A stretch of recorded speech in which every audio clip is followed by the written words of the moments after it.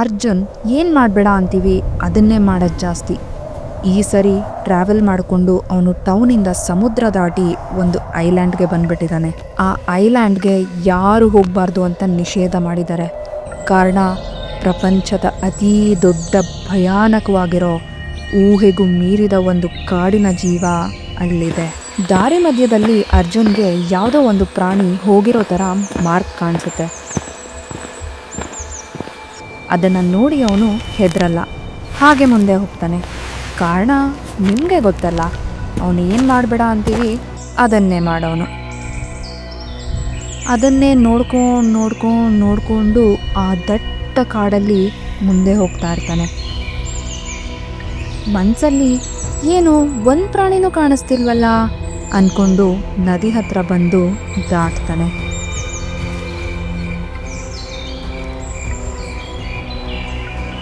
ಮನೆಯಿಂದ ತಂದಿದ್ದ ತಿಂಡಿನ ನದಿ ದಡದಲ್ಲಿ ಒಂದು ಬಂಡೆ ಮೇಲೆ ಕೂತ್ಕೊಂಡು ತಿಂತಾನೆ. ಕೈ ತೊಳಿತಾ ಜನ ಯಾಕೆ ಇಲ್ಲಿಗೆ ಬರಬಾರ್ದು ಅಂತ ಹೇಳ್ತಾರೆ, ಯಾಕೆ ನಿಷೇಧ ಮಾಡಿದ್ದಾರೆ ಇಷ್ಟು ಚೆನ್ನಾಗಿರೋ ಕಾಡನ್ನು ಅಂದ್ಕೊಂಡು ಮುಂದೆ ಹೋಗ್ತಾನೆ.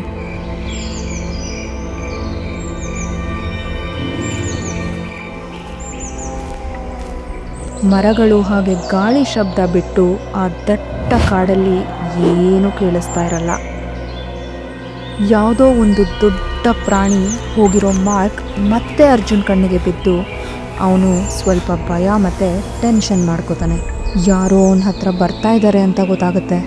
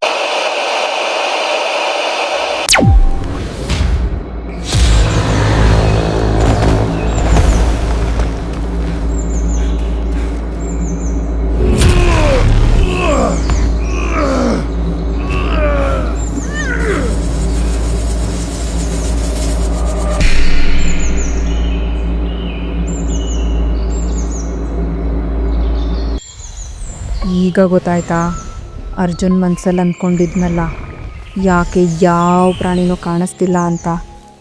ಆ ಕಾರಣನ ನೀವೇ ನೋಡ್ತಾ ಇದ್ದೀರಾ.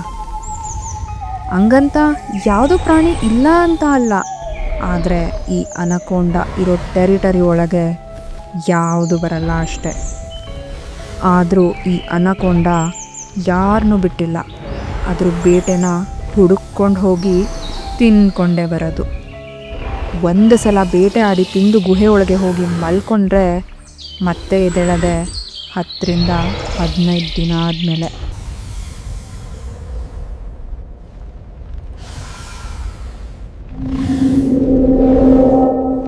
ಈ ಕಡೆ ಅರ್ಜುನ್ ಅವರಣ್ಣ ಅಶ್ವಿನ್ಗೆ ಮಾತ್ರ ಗೊತ್ತಿರುತ್ತೆ ಅರ್ಜುನ್ ಎಲ್ಲಿ ಹೋಗಿದ್ದ ಅಂತ. ಫೋನ್ಗೂ ಸಿಗದೆ ಏನು ಅಪ್ಡೇಟ್ಸ್ ಕೂಡ ಸಿಗದೆ ಇರೋ ಕಾರಣ ಕಂಪ್ಯೂಟರಲ್ಲಿ ಚೆಕ್ ಮಾಡುವಾಗ ಐಲ್ಯಾಂಡ್ಗೆ ಹೋದವರ ಮಿಸ್ಸಿಂಗ್ ಕೇಸ್ಗಳನ್ನ ನೋಡಿ ಗಾಬರಿ ಆಗ್ತಾನೆ. ತಡ ಮಾಡದೆ ಅಲ್ಲೇ ಇದ್ದ ದೋಣಿ ಅವನಿಗೆ ನನ್ನ ಈ ಜಾಗಕ್ಕೆ ಕರ್ಕೊಂಡು ಹೋಗಿ ಅಂತ ಕೇಳಿದಾಗ ಆ ದೋಣಿ ಅವನು ನಾನು ನಿಮ್ಮನ್ನ ಕರ್ಕೊಂಡು ಹೋಗ್ತೀನಿ, ಆದರೆ ದುಡ್ಡು ಜಾಸ್ತಿ ಕೊಡಬೇಕಾಗುತ್ತೆ, ಅದು ನಿಷೇಧ ಆಗಿರೋ ಜಾಗ, ಅದಕ್ಕೆ ಯಾರಿಗೂ ಈ ವಿಷಯ ಗೊತ್ತಾಗಬಾರ್ದು ಅಂತ ಹೇಳಿದಾಗ ಇಲ್ಲ ಯಾರಿಗೂ ಹೇಳಲ್ಲ, ನನ್ನ ತಮ್ಮ ಆ ಕಾಡಿಗೆ ಹೋಗಿದ್ದಾನೆ, ಕರ್ಕೊಂಡು ಬರೋಕ್ಕಷ್ಟೇ ಹೋಗ್ತಿರೋದು ಅಂತ ಹೇಳಿ ಐಲ್ಯಾಂಡ್ ಕಡೆ ಹೊರಡ್ತಾರೆ. ಅದು ಐಲ್ಯಾಂಡ್ ಕೂಡ ಹೌದು, ಹಾಗೆ ದಟ್ಟ ಕಾಡು ಕೂಡ ಹೌದು. ನೀವು ಇಲ್ಲೇ ಕಾಯ್ತಾ ಇರಿ, ನಾನು ಹೋಗಿ ನನ್ನ ತಮ್ಮನ್ನ ಹುಡುಕಿ ಕರ್ಕೊಂಡು ಬಂದುಬಿಡ್ತೀನಿ, ಆಮೇಲೆ 3 ಜನನೂ ಇಲ್ಲಿಂದ ಹೊರಟು ಬಿಡೋಣ ಅಂತ ಹೇಳಿ ಒಳಗೆ ಕಾಲಿಡ್ತಾನೆ. ಅರ್ಜುನ್ ಹೋಗಿದ್ದ ದಾರಿಲೇ ಅವರಣ್ಣ ಅವನ್ನ ಹುಡುಕ್ತಾ ಹೋಗ್ತಾ ಇರ್ತಾನೆ. ಹೋಗ್ತಾ ದಾರಿಲಿ ಅವನಿಗೆ ಸಮಾಧಾನನೇ ಇರಲ್ಲ, ಯಾಕಂದರೆ ಆ ಕಾಡು ಅಷ್ಟು ಭಯಂಕರವಾಗಿರುತ್ತೆ.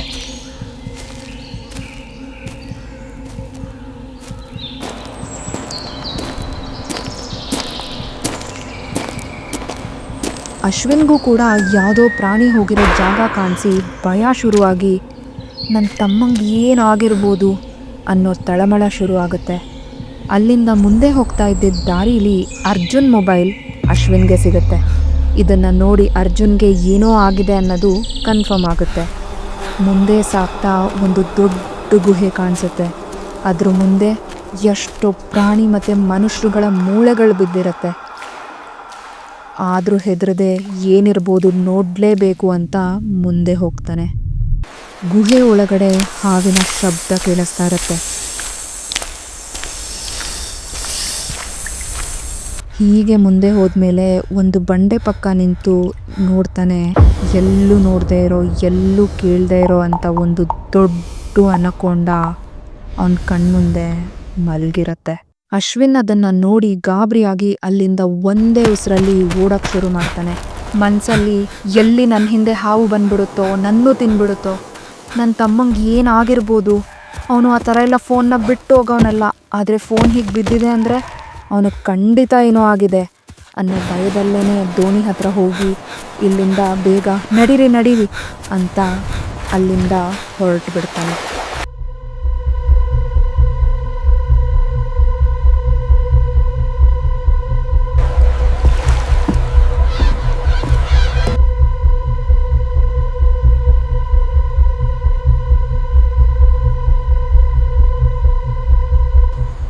ಅರ್ಜುನ್ ಫೋನಿಂದ ಏನಾದರೂ ಕ್ಲೂ ಸಿಗ್ಬೋದೇನೋ ಅಂತ ಅವನ ಸಿಸ್ಟಮ್ಗೆ ಕನೆಕ್ಟ್ ಮಾಡಿ ಚೆಕ್ ಮಾಡ್ತಾನೆ. ಫೋಟೋಸ್, ವಿಡಿಯೋಸ್, ಮೆಸೇಜಸ್ ಯಾವುದ್ರಲ್ಲೂ ಒಂದೇ ಒಂದು ಕ್ಲೂ ಕೂಡ ಸಿಗಲ್ಲ. ನಿಜವಾಗ್ಲೂ ಅಲ್ಲಿ ಏನು ನಡೆದಿರ್ಬೋದು ಅದು ತಿಳ್ಕೊಳ್ಳೇಬೇಕು ಅಂತ ಲೋಕಲ್ ಪ್ರೈವೇಟ್ ರೆಸ್ಕ್ಯೂ ಟೀಮ್ನ ಕಾಂಟ್ಯಾಕ್ಟ್ ಮಾಡಿ ಆಗಿರೋದು ಎಲ್ಲ ಹೇಳಿದಾಗ ಅವರು ಒಂದು ಸರ್ಚ್ ಆಪರೇಷನ್ನ ಪ್ಲ್ಯಾನ್ ಮಾಡಿ ಮಾರನೇ ದಿನಾನೇ ಅಶ್ವಿನ್ನ ಜೊತೆಲಿ ಕರ್ಕೊಂಡು 2 ಬೋಟಲ್ಲಿ ಆ ಐಲ್ಯಾಂಡ್ ಕಡೆ ಹೊರಡ್ತಾರೆ. Confirmed. Start the engine. All teams, secure your positions. We are moving out. Ashwin ಕಣ್ಣಿಗೆ ಆ ನಿಶಬ್ದವಾಗಿರೋ ಸಮುದ್ರದ ಮಧ್ಯ ಇರೋ ಐಲ್ಯಾಂಡ್ ಮುಂಚೆಗಿಂತ ಭಯಾನಕವಾಗಿ ಕಾಣಿಸ್ತಿರುತ್ತೆ. ಆ ಅನಕೊಂಡ ಎಲ್ಲಾದರೂ ಈಚೆ ಬಂದಿದ್ಯಾ ಅಂತ ನೋಡೋಕ್ಕೆ ಯಾರಿಗೇನೇ ತೊಂದರೆ ಆದರೂ ಕೂಡ ಆಟೋಮೆಟಿಕ್ ಆಗಿ ರಿಟರ್ನ್ ಆಗೋ ಥರ ಸೆಟಪ್ ಮಾಡಿರೋ ಒಂದು ಡ್ರೋನ್ನ ಮೊದಲು ಆ ಕಾಡಿನೊಳಗೆ ಬಿಡ್ತಾರೆ.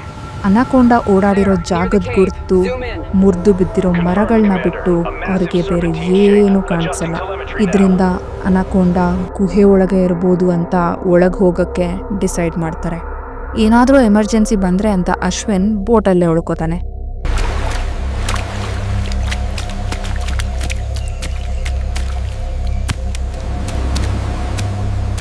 Look at the width compared to my boot. It's huge. We have a confirmed visual on the trail. It leads straight into the cave system. ಆ ಅನಕೊಂಡ ಚಿಕ್ಕದಿರ್ಬೋದು ಅಂತ ಅಂದ್ಕೊಂಡು ಟೀಮ್ ಅವರು ಗುಹೆ ಒಳಗೆ ಕಾಲಿಟ್ಟ ಕ್ಷಣ ಎಲ್ಲರೂ ಬೆಚ್ಚಿ ಬೆರಗಾಗೋಗ್ತಾರೆ.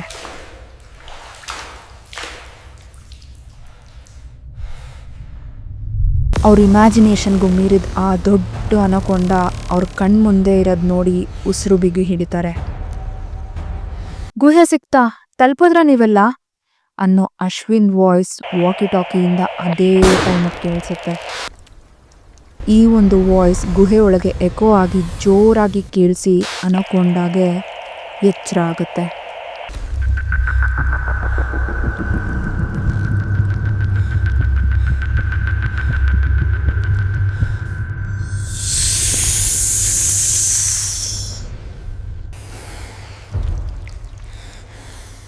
ಅದು ಎದ್ದಿದ್ದು ನೋಡಿ ಭಯದಿಂದ ಟೀಮ್ ಮೆಂಬರ್ಸ್ ಎಲ್ಲ ಶೂಟ್ ಮಾಡೋಕ್ಕೆ ಶುರು ಮಾಡ್ತಾರೆ.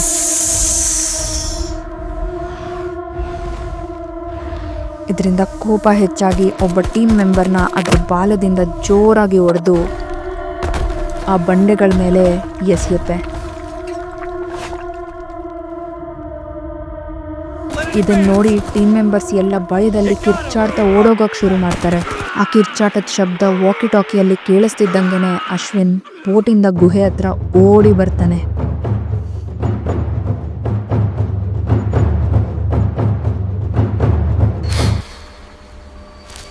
ಅಷ್ಟರಲ್ಲಿ ಆ ಅನಕೊಂಡ ಆಗಲೇ ಎಲ್ಲರನ್ನೂ ಸಾಯಿಸಿ ಇನ್ನೊಬ್ಬ ಟೀಮ್ ಮೆಂಬರ್ನ ಜೀವಂತವಾಗೇ ತಿಂತಾ ಇರುತ್ತೆ.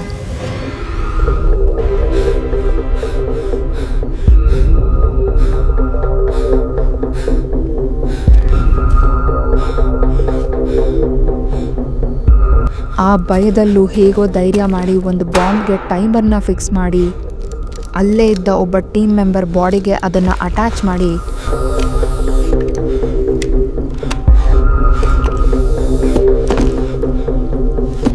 ಅವನ ಜೀವ ಉಳಿಸ್ಕೊಳ್ಳೋಕ್ಕೆ ಒಂದೇ ಉಸಿರಲ್ಲಿ ಓಡಿ ಹೋಗ್ತಾ ಇರ್ತಾನೆ.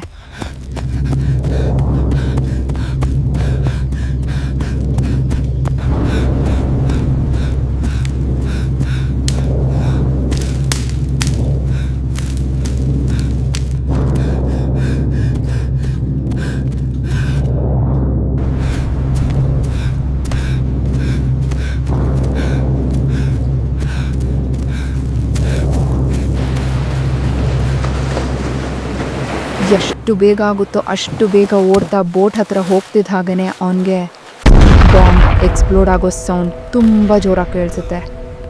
ಇದರಿಂದ ಇಡೀ ಕಾಡೇ ಅಲ್ಲಾಡೋಗುತ್ತೆ. ಅರ್ಧಕ್ಕರ್ಧ ಕಾಡು ಸುಟ್ಟು ಹೋಗುತ್ತೆ. ಎಲ್ಲರೂ ಹೇಳ್ತಾನೆ ಇದ್ರು, ಹೇಳಿದ ಕೇಳು, ನೀನಿಷ್ಟ ಬಂದಂಗೆ ಆಡಬೇಡ, ಎಲ್ಲೆಲ್ಲೋ ಹೋಗಬೇಡ ಅಂತ. ಆದರೆ ಅರ್ಜುನ್ ಆ ಒಂದು ತಪ್ಪಿಂದ ಅವನ ಜೀವನನೇ ಕಳ್ಕೊಂಡ.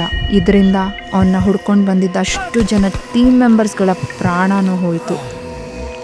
ಅಶ್ವಿನ್ ಅನಕೊಂಡ ಸತ್ತಿದೆ ಅಂತ ನಂಬಿ ಅವನ ತಮ್ಮನ್ನ ಕಳ್ಕೊಂಡಿರೋ ದುಃಖದಲ್ಲಿ ಮನೆಗೆ ವಾಪಸ್ ಹೋಗ್ತಾನೆ.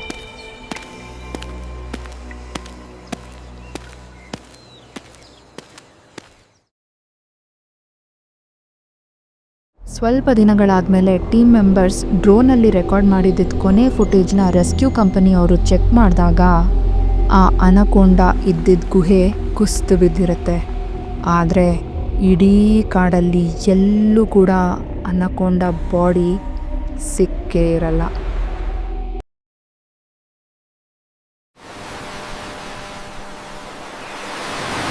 ವಾರಗಳು ಕಳೀತಿದ್ದ ಹಾಗೆಯೇ ಬೇರೆ ಒಂದು ಕರಾವಳಿ ಹತ್ರ ಇರೋ ಮೀನುಗಾರರು ಮರಳು ಮೇಲೆ ಕಾಣಿಸಕ್ಕೆ ಶುರುವಾಗಿರೋ ದೊಡ್ಡ ದೊಡ್ಡ ಟ್ರೇಲ್ ಮಾರ್ಕ್ಗಳು, ನೀರಿನ ತುದಿಯಿಂದ ಕಾಣೆ ಆಗಿರೋ ದೋಣಿಗಳು, ರಾತ್ರಿ ಕಣ್ಮರೆ ಆಗಿರೋ ಪ್ರಾಣಿಗಳ ಬಗ್ಗೆ ವಿಷಯ ಹರಡಿರ್ತಾರೆ. ಆ ಬಾಂಬ್ ಎಕ್ಸ್ಪ್ಲೋಷನಿಂದ ಅನಕೊಂಡ ಸತ್ತೇ ಇರಲ್ಲ, ಜಸ್ಟ್ ಶಿಫ್ಟ್ ಆಗಿತ್ತು ಅಷ್ಟೇ.